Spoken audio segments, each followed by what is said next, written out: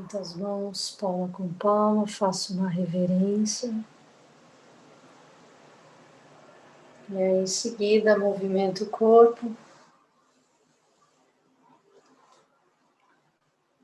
Boa noite.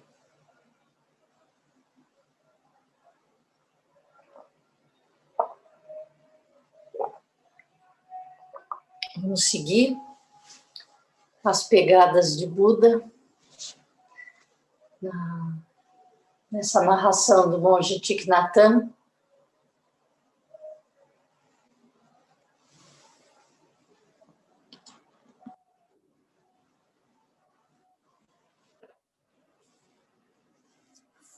Capítulo 64. O ciclo de nascimento e morte. Um dia, enquanto sentava no parque Besakala, em Sumsumaradiri, Buda anunciou: Bhikkhus, quero contar a vocês sobre as 8 realizações dos grandes seres. Venerável Anuruddha falou a respeito dessas 8 realizações anteriormente. Elas são as realizações ensinadas pelos grandes seres para ajudar os outros a superar a distração e atingir a iluminação. A primeira realização é a consciência de que todos os dharmas são impermanentes e desprovidos de um eu separado. Ao contemplarem a impermanência e a natureza destituída de um eu de todos os dharmas, vocês podem escapar do sofrimento e atingir a iluminação, a paz e a alegria. A segunda realização é a consciência de que mais desejo conduz a mais sofrimento. Todas as dificuldades da vida surgem do apego e do desejo. A terceira realização é a consciência de que viver de modo simples, ter poucos desejos, conduz à paz, à alegria e à serenidade. Viver frugalmente permite mais tempo para a concentração, a prática do caminho e a ajuda aos outros. A quarta realização é a consciência de que somente o esforço diligente conduz à iluminação. Preguiça e entrega a desejos sensuais são obstáculos à prática. A quinta realização é a consciência de que a ignorância é a causa do infindável ciclo de nascimento e morte. Vocês devem sempre lembrar de escutar e aprender, a fim de desenvolverem sua compreensão e eloquência. A sexta realização é a consciência de que a miséria cria ódio e raiva, o que por sua vez gera um ciclo vicioso de pensamentos e ações negativas. Os seguidores do caminho, quando praticam generosidade, deveriam considerar todos, amigos e inimigos, do mesmo modo, como iguais, não condenando os erros do passado de ninguém, ou odiando aqueles que presentemente estão causando sofrimento. A sétima realização é a consciência de que, embora habitemos no mundo para ensinar e ajudar os outros, deveríamos não nos deixar prender por assuntos mundanos. Aquele que deixa o lar para seguir o caminho possui apenas 3 mantos e uma tigela. Ele sempre vive em simplicidade e olha para todos os seres com os olhos de compaixão. A oitava realização é a consciência de que não praticamos apenas buscando nossa própria iluminação, mas devotamos todo o nosso ser para orientar todos os demais até os portões da iluminação. Bhikkhus, essas são as 8 realizações dos grandes seres. Todos os grandes seres Graças a estas 8 realizações, alcançaram a iluminação. Aonde quer que fossem em vida, eles usaram essas 8 realizações para abrir as mentes e educarem os outros, de modo que cada um pudesse descobrir o caminho que conduz à iluminação e à emancipação. Tem alguém com o microfone ligado.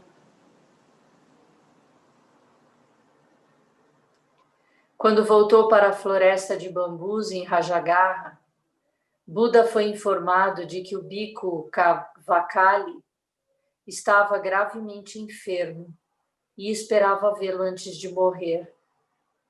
O assistente de Vakali foi ver Buda. Após cumprimentá-lo 3 vezes, ele disse: Senhor, meu professor está muito doente. Ele está na casa de um discípulo leigo, que é oleiro, e pediu-me que viesse cumprimentá-lo em seu lugar. Buda virou-se para Ananda e disse: Iremos visitar venerável Vakali imediatamente. Quando viu o mestre entrar no quarto, o Bhikkhu Vakali fez grande esforço para sentar-se. Por favor, Vakali, não tente se sentar. Ananda e eu sentaremos perto da cama nestas cadeiras. Após terem se acomodado, Buda continuou: Vakali, espero que sua força esteja aumentando e que a dor em seu corpo esteja aliviando. Senhor, minhas forças estão declinando. Sinto-me muito desconfortável. As dores estão se tornando mais severas. Espero que você não esteja sofrendo por quaisquer lamentações e arrependimentos. Senhor, eu sofro de lamentos e arrependimentos. Espero que seus arrependimentos não sejam relacionados à violação dos seus preceitos. Não, Senhor, tenho observado meus preceitos totalmente e não sinto vergonha alguma. Por que então a preocupação e o arrependimento? Eu me arrependo de, por causa de minha doença, ter passado tempo demais desde a última vez em que fui capaz de visitá-lo. Buda gentilmente repreendeu: Vakali, não se preocupe com tais coisas. Você viveu uma vida virtuosa. É isso que mantém professor e aluno próximos. Você acha que precisa ver o meu rosto a fim de ver Buda? Este corpo não é importante. Somente o ensinamento é importante. Se puder ver o ensinamento, você pode ver Buda. Se puder ver este corpo, mas não o ensinamento, isso absolutamente não tem qualquer valor. Após um momento de silêncio, Gautama perguntou: Vakali, você compreende o quão impermanente o corpo é, tanto o seu quanto o meu? Senhor, eu vejo isso com toda clareza. O corpo está constantemente nascendo, morrendo e se transformando. Vejo como os sentimentos também são impermanentes, constantemente nascendo, morrendo e se transformando. As percepções, as formações mentais e a consciência seguem a mesma lei de nascimento e morte. Tudo é impermanente. Antes da sua visita hoje, eu contemplei profundamente a natureza impermanente dos 5 skandhas. Vi que não há nada nos 5 rios da forma, dos sentimentos, das percepções, das formações mentais ou da consciência que contenha um eu separado. Maravilhoso, Vakali, acredito em você. Nada nos 5 skandhas contém um eu separado. Abra seus olhos e veja. Onde é que Vakali não está presente? O que não é Vakali? A maravilha da vida está em toda parte. Vakali, nascimento e morte, não podem tocá-lo. Sorria para seu corpo constituído dos 4 elementos. Sorria mesmo diante da dor e declínio do seu corpo. Lágrimas surgiram nos olhos de Vakali e ele sorriu. Buda e Ananda se ergueram e foram embora. Depois disso, o moribundo pediu para seus amigos carregarem-no sobre a cama até a montanha e Sigili. Ele disse: como pode alguém como eu morrer num quarto? Quero morrer na montanha, sobre os céus imensos. Seus amigos o carregaram até Sigili. Naquela noite, Buda meditou até bem tarde. Nas primeiras horas da manhã, ele disse a certo número de bhikkhus que encontrou perto de sua choupana: vão visitar Vakali e digam a ele que não há nada a temer. Sua morte será pacífica e imaculada. Digam para descansar seu coração. Tenho grande confiança nele.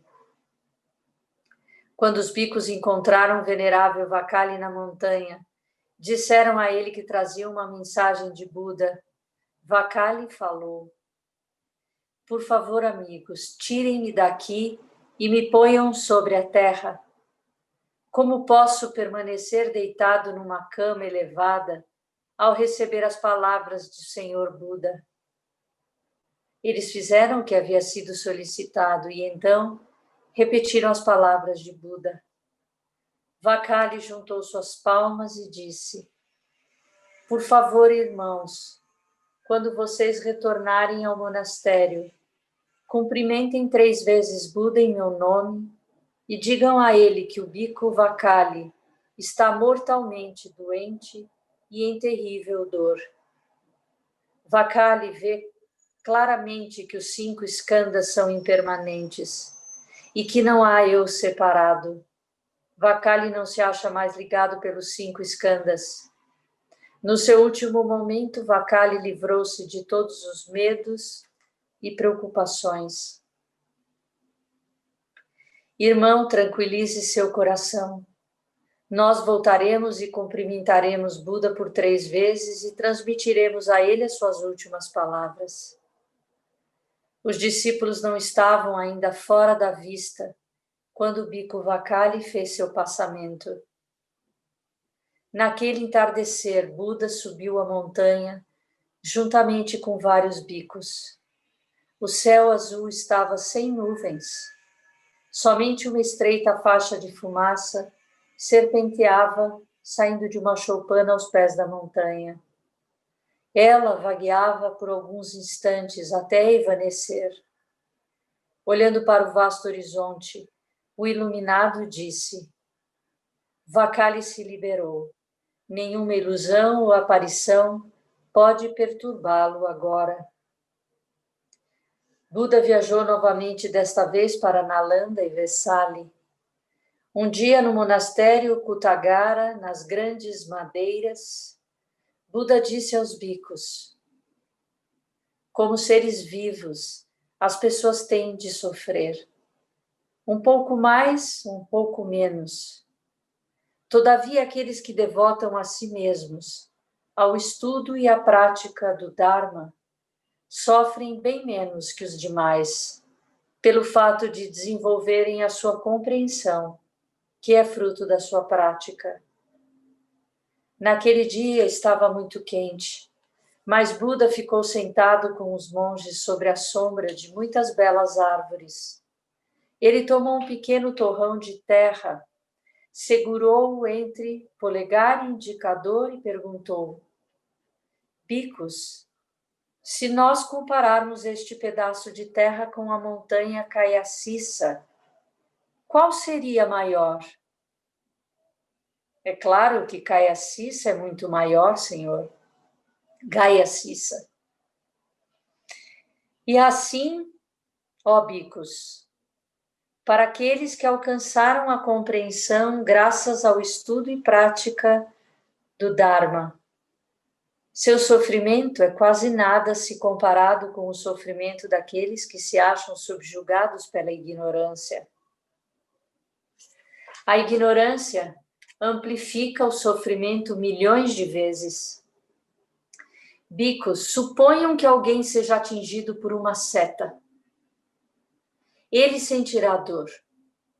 Mas se uma segunda seta atingir-lhe no mesmo ponto, a dor será bem mais do que o dobro. E se uma terceira seta atingi-lo no mesmo ponto novamente, a dor será milhares de vezes mais intensa. Bhikkhus, a ignorância é a segunda e a terceira setas. Ela intensifica a dor. Graças à compreensão, um praticante pode evitar que a dor seja intensificada em si mesmo e nos demais. Quando um sentimento desagradável físico ou mental surge, o sábio não se preocupa. Reclama, chora, bate no peito, puxa os cabelos, tortura seu corpo e mente ou foge.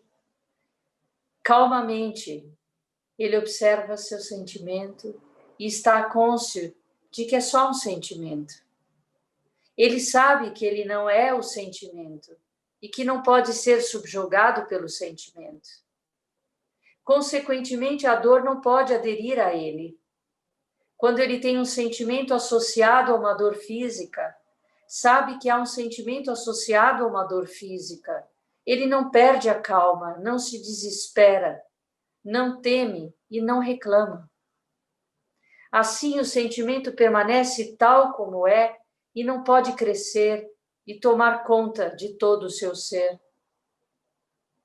Bhikkhus, sejam diligentes em sua prática de olhar profundamente a fim de que o fruto da compreensão possa surgir e vocês não permaneçam mais aderidos à dor. Nascimento, doença, velhice e morte também deixarão de importunar vocês. Quando um bhikkhu estiver por realizar seu passamento, ele deveria manter a contemplação do corpo, dos sentimentos da mente e dos objetos da mente. Cada posição e cada ato do corpo deveriam ser postos sobre a mente atenta. O bhikkhu contempla a natureza da impermanência e a natureza da interdependência do corpo e dos sentimentos, de modo que não fique ligado ao corpo e aos sentimentos, ainda que prazerosos. Se precisa de todas as suas forças para suportar a dor, ele deveria apenas observar. Este é um tipo de dor que necessita de todas as minhas forças para ser tolerado. Esta dor não sou eu. Eu não sou esta dor, não estou preso a esta dor. O corpo e os sentimentos são, neste momento, como uma lamparina cujo óleo e o pavio estão se extinguindo. E por meio de condições que a luz se manifesta ou cessa de se manifestar. Eu não estou ligado às condições. Se um monge praticar deste modo, calma e alívio surgirão. Quando as primeiras chuvas começaram a aliviar o calor do verão, ele voltou a Jetavana para a estação de retiro. Ensinou mais os bhikkhus e as bhikkhunis sobre a lei da originação interdependente. Um deles levantou-se e disse: Senhor, você tem ensinado que a consciência é a base para nome e forma. Isso quer dizer que a existência de todos os dharmas, emergem da consciência? Buda respondeu: isso está correto. A forma é um objeto da consciência. O sujeito e o objeto da consciência são as duas faces da realidade. Não pode haver consciência sem o objeto da consciência. A consciência e o objeto da consciência não podem existir independentemente um do outro. Como sujeito e objeto da consciência não podem ser separados. Ambos são ditos surgidos da mente. Senhor, se a forma surge da consciência, ela pode ser considerada fonte do universo. É possível saber como a consciência ou a mente surgem? Quando a mente surgiu, é possível alguém falar em início da mente? Bicos, os conceitos de início e fim são meras construções mentais criadas pela mente. Na verdade, não há início ou fim. Nós só pensamos em termos de princípio e fim quando somos capturados pela ignorância. É devido à ignorância que as pessoas são apanhadas em um ciclo interminável de nascimento e morte. Se o ciclo de nascimento e morte não tem início nem fim, como alguém pode escapar dele?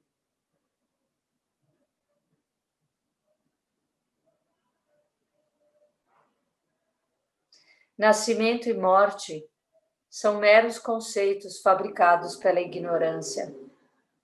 Transcender os pensamentos de nascimento e morte e começo e final é transcender o ciclo infindável. Bicos, isso é tudo o que desejava dizer por hoje. Pratiquem olhar profundamente para dentro das coisas. Falaremos novamente sobre este assunto um outro dia.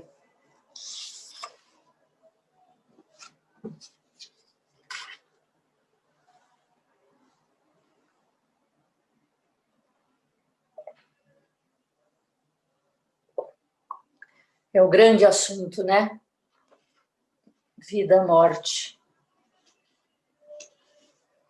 É o grande assunto a ser clarificado.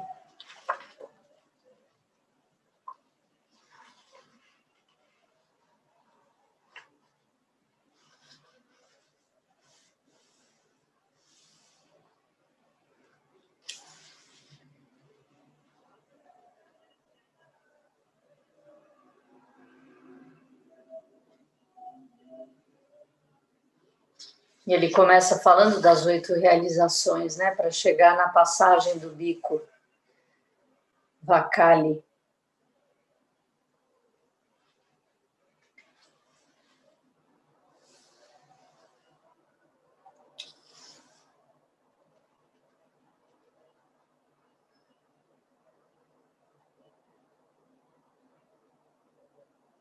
É muito difícil, né?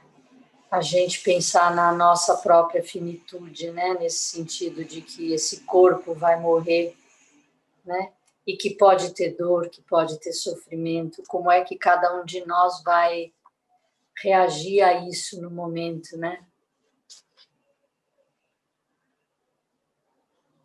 Mas a gente tem que contemplar da forma como Shakyamuni Buda insiste, né? Nesse capítulo principalmente, né? Contemplar de verdade que na essência essa ideia de finitude tem em si a base pela a ignorância, né?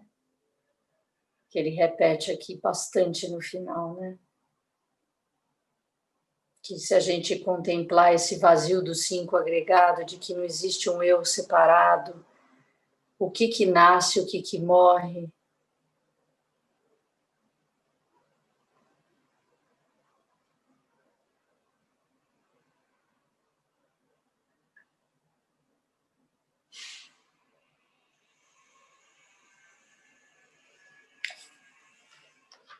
Alguém quer falar alguma coisa? Tudo são meras construções mentais.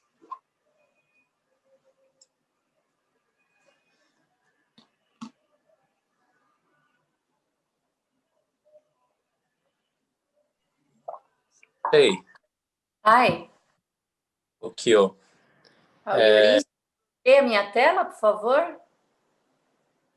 Pode falar, Rokio. não tem a ver com a leitura, mas é uma dúvida que, na verdade, tá até aí. O Thiago, não sei se ele quer falar, mas eu queria perguntar porque eu não soube responder a pergunta. Eu acho que eu não soube responder a pergunta. São duas. A primeira, por que coloca água e vela no altar? E a segunda, por que o Gachô, ele viu o Gachô assim e Gachô que é assim? Então, esse eu consegui responder, eu acho que mais ou menos, eu acho que dá pra... E aí falar das duas coisas, assim, que eu acho que é uma dúvida, e é uma dúvida, eu acho que serve para... Acho que é importante para todos, até eu mesmo fiquei com dúvida em algumas coisas. Eu não sei se o Thiago quer complementar. Thiago, eu sei que você está aí, se quiser complementar, é importante também. Oi, boa noite. Oi, tá bem, Thiago? Tudo bom? Não, na verdade, foi isso mesmo. O Rokio colocou bem, né? É, a questão, a questão do altar, além da água e da É. vela, né? Eu acho que a Sensei comentou algum outro dia, se eu não estiver enganado, também da questão do incenso, né? E o Isso. significado assim de cada um desses elementos, eu tenho um pouco de dúvida. E o gachô era isso mesmo, era só um detalhe que às vezes eu reparo, né? Do braço mais É. retinho e às vezes mais assim na diagonal. Não sei se tem uma diferença ou se tem algum significado especial, né? Então, o gachô, o clássico, assim, o que a gente aprende é que as mãos palma com palma, um punho afastado do rosto, de forma que a altura é que você enxergue a ponta dos dedos, e aí você abre os cotovelos, quase como se o antebraço ficasse paralelo ao chão. Então, ele é mais retinho, assim.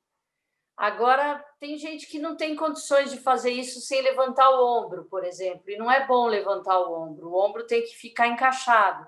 Então, na hora que você encaixa, a pessoa às vezes não tem abertura e faz um gachô mais relaxado, assim, né? Mas o gachô seria assim.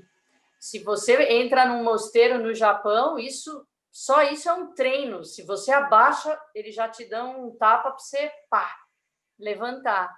Mas de verdade o gachô é a não unidade, a não dualidade, né? Você não está dividido na ação que você está praticando, né?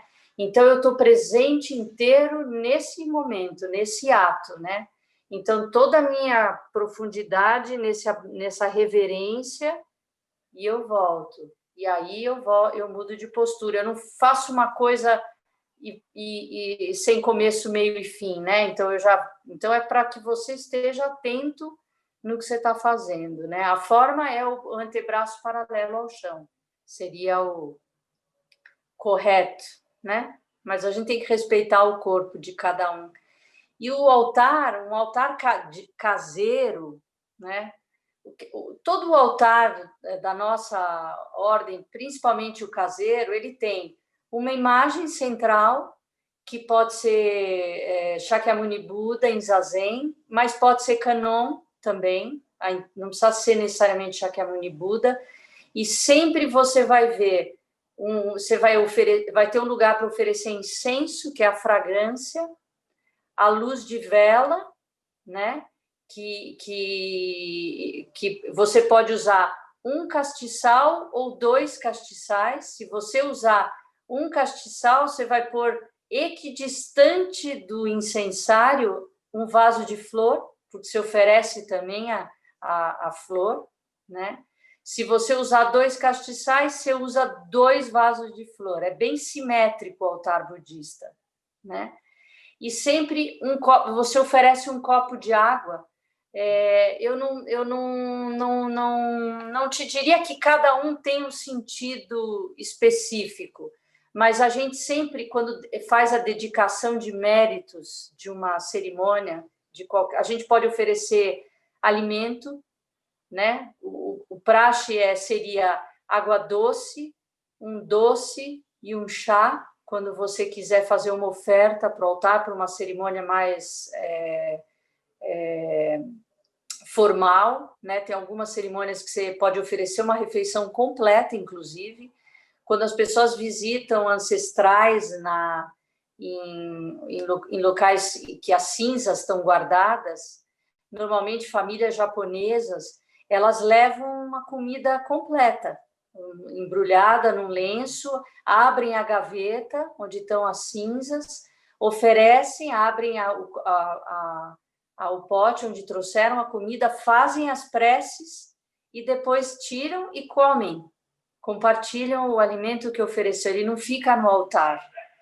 Então, a gente oferece a luz, porque a luz é que a gente fala que segue para a luz infinita, quando alguém morre, né?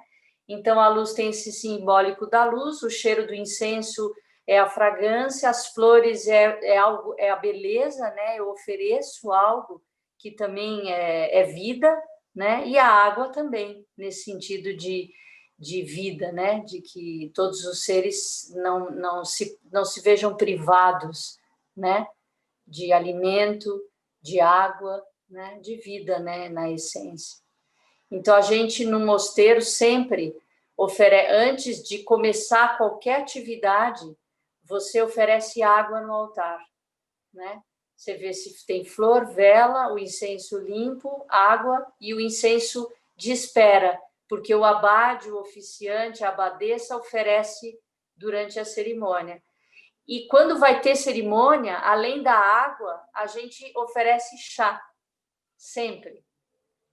Sempre no mosteiro, no templo, a água fica para o zazen. Quando vai começar a liturgia, tem que entrar o chá.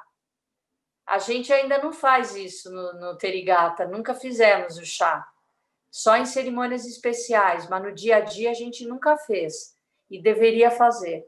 Então, a gente teria uma bandeja para os copinhos de água e uma bandeja para o chá, que seria preparado na hora em que termina o zazen e a gente iria para a sala de Buda, que seria um outro prédio, e tem um sino que fica tocando 7 vezes enquanto a sala está sendo preparada, o chá estaria sendo feito, também nesse preparo. É muito lindo, assim, sabe? Todo o caminho, né? Porque isso tudo tem o kokorô, né? O coração da gente, né? Do praticante, né? De estar entendendo que você está oferecendo os méritos para inumeráveis Budas, Bodhisattvas, para toda a nossa ancestralidade, para toda essa linhagem de mestres, né? Que fizeram com que esse ensinamento não se perdesse, chegasse até nós, né? Então, você quer oferecer o belo, você quer oferecer o melhor perfume, né? É esse o sentido. Muito bom. Mais alguém? A Yara está com a mão levantadinha. Yara, se quiser abrir o microfone aí e falar. Obrigada, Roquio. Oi, Sou eu, sei. Tudo bem? Tudo bom? Eu gostei. Bom, a minha internet estava ruim, eu perdi alguns trechos, né? Depois eu consegui mudar para o 4G aqui e consigo acompanhar direitinho. Mas essa questão da morte eu acho bem importante, né? O Dalai Lama fala isso também hoje em dia, né? Que a nossa geração, a nossa civilização são pessoas que vivem como se não fossem morrer e morrem como se não tivessem vivido, né? Eu, né, nesse período de isolamento, eu li, quer dizer, a segunda vez que eu começo a ler e não termino, porque é muito forte, eu achei muito forte, o livro tibetano do Viver e Morrer. É muito, muito bonito, né? E todo um trabalho, assim, do quanto a gente tem que se preparar em vida, porque a gente tem que viver sabendo que a gente vai morrer, a gente tem que sair dessa fantasia de que nós somos eternos e permanentes, né?